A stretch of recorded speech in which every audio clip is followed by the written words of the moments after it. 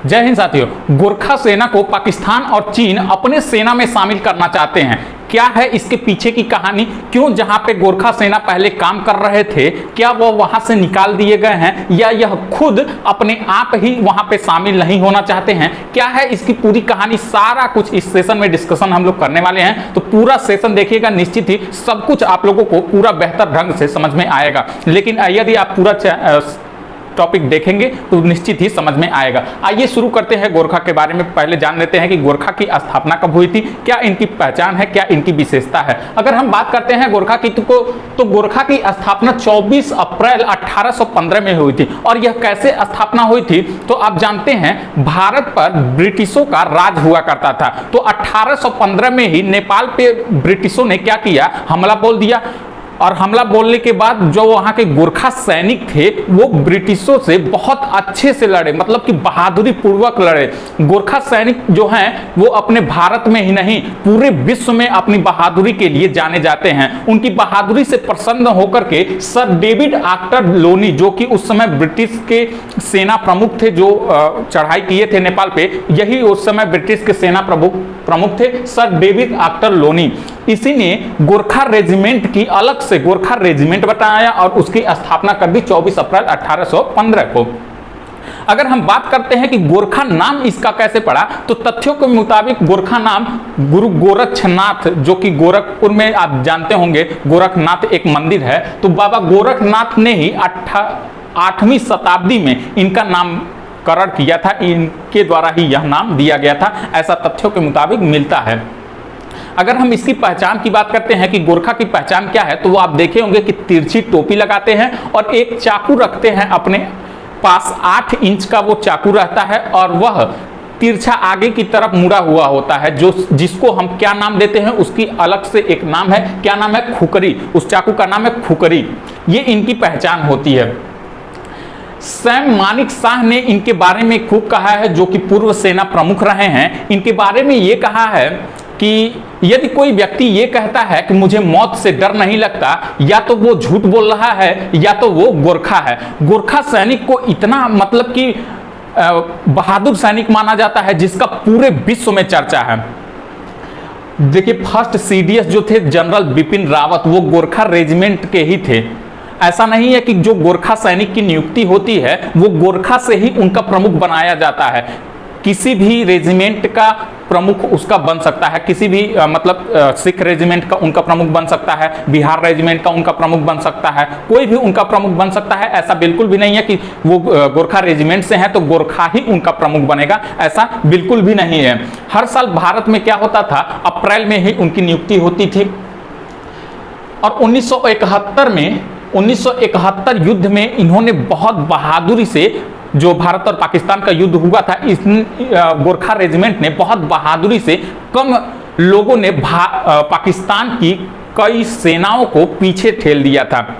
उनसे बहादुरी पूर्वक लड़े थे, इतना ये बहादुर थे। इनकी संख्या कम थी जबकि पाकिस्तान की संख्या बहुत अधिक थी, उनकी सेना की संख्या, लेकिन फिर भी वो हार नहीं माने और बहुत बहादुरी पूर्वक लड़े।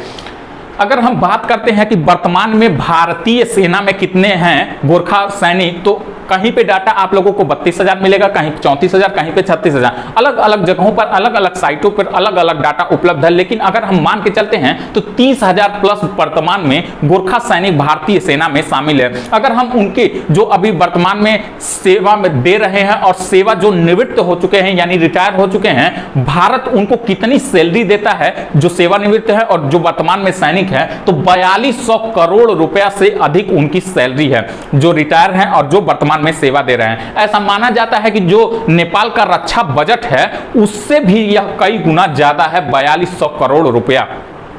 ये तो है गोरखा की बात। अब हम बात करते हैं 1947 की, जब ब्रिटिशों का राज भारत से हटा। 1947 में जब भारत आजाद हुआ तो जो गोरखा रेजिमेंट बना हुआ था, अब ये सामने निकल के आया कि ये अब किस तरफ जाएंगे, ये ब्रिटेन जाएंगे, भारत में रहेंगे, कि ये नेपाल चले जाएंगे, अपने देश चले जाएंगे, किस ये कहाँ पे इनको रखा जाएगा। ये सेवा में है, सैनिक के रूप में सेवा दे रहे हैं, तो इनको किस रेजिमेंट में, किस देश की तरफ से रखा जाएगा। तो उनके बीच में, तीनों देशों के बीच में एक त्रिपक्षीय बैठक होती है 1947 में। और ऐसा कहा जाता है कि 40% वो यूके के हिस्सा में गया। मान लीजिए कि 100 सैनिक काम कर रहे थे ब्रिटिश के राज्य में, तो 40 सैनिक क्या हुए कि ब्रिटिश को दे दिया गया और 60 सैनिक इंडिया को दे दिया गया। लेकिन उसमें से भी 40% में से भी कुछ ब्रिटिश मतलब कि यूके नहीं गए और वो भारत में ही रहना पसंद किए।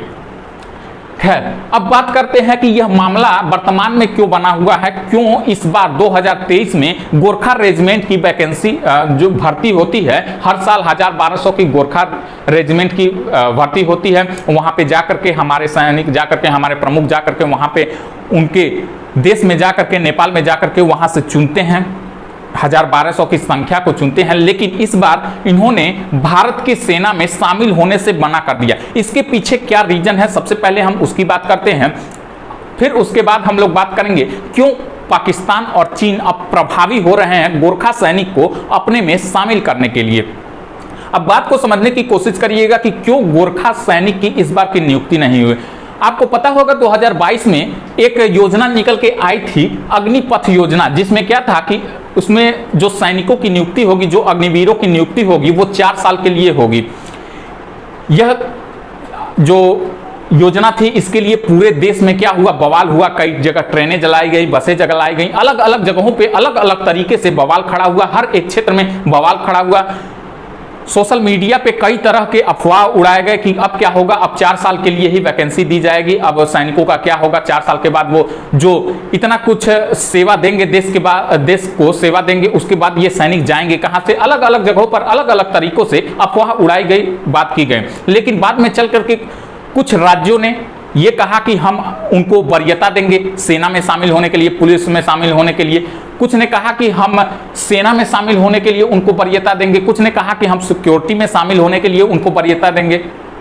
तो तब जाकर के ये मैटर पूरा शांत हुआ था अग्निवीरों वाला। फिलहाल अभी 46,000 लोगों की अग्निवीरों के अग्निपथ योजना के तहत नियुक्ति हो गई है।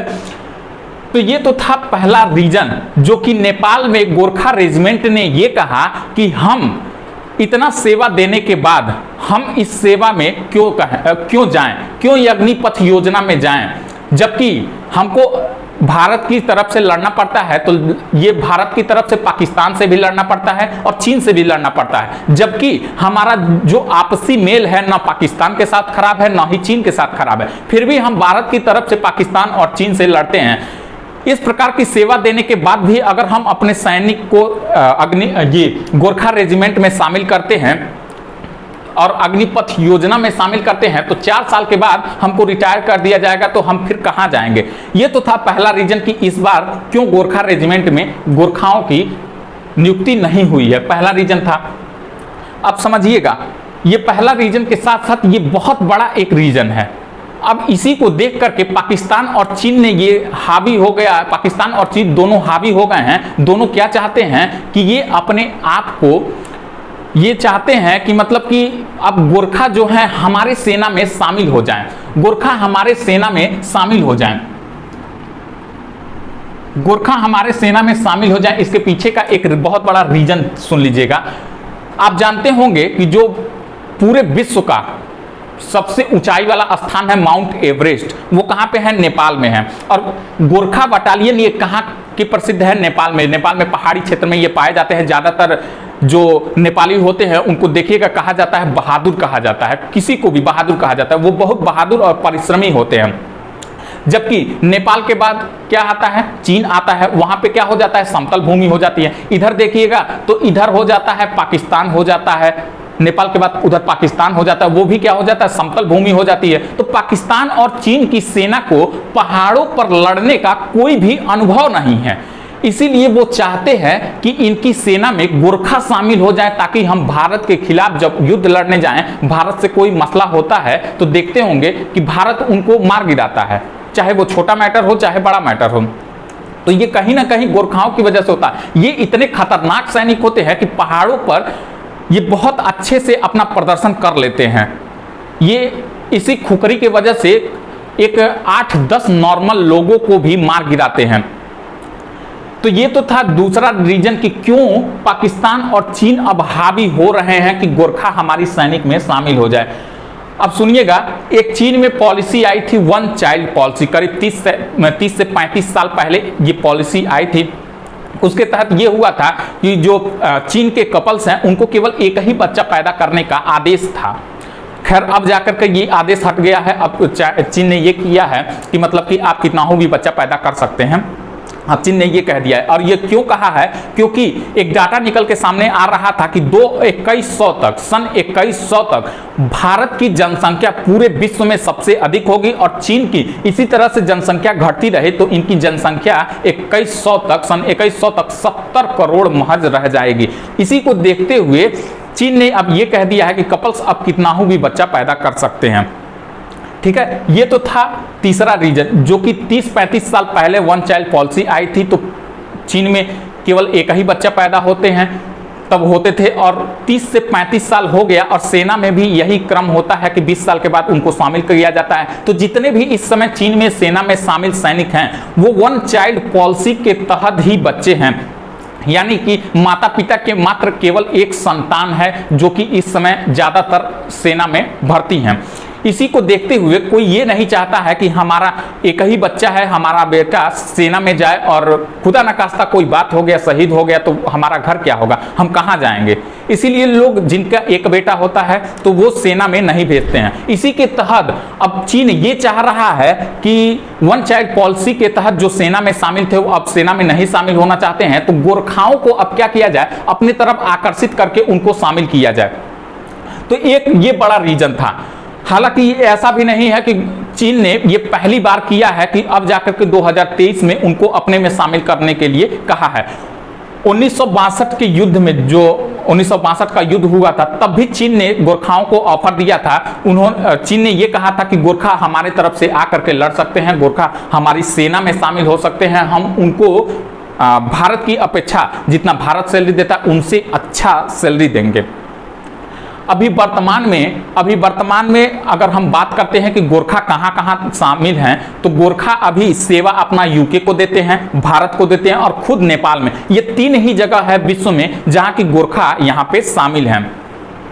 अभी यह सामने नहीं आया है कि गोरखा पाकिस्तान या फिर चीन किसी की एक सेना में शामिल होंगे या नहीं होंगे। जैसे ही कोई अपडेट आता है उसको आप लोगों के सामने दे दिया जाएगा। ये तो थी पूरी कहानी कि क्यों पाकिस्तान और चीन चाहता है अपने में शामिल होने के लिए। साथ ही साथ गोरखा का पूरा इतिहास आप लोगों के सामने रखा गया है। और अगर आप लोगों को यह वीडियो पसंद आई हो, आप लोगों को यह अच्छा लगा हो सेशन, तो वीडियो को लाइक करिएगा और कमेंट लास्ट में जरूर दीजिएगा कि हाँ मुझे ये वीडियो अच्छा लगा है या फिर नहीं लगा है। और जो लोग चैनल से नए जुड़े हैं चैनल को सब्सक्राइब कर लेंगे। धन्यवाद साथियों।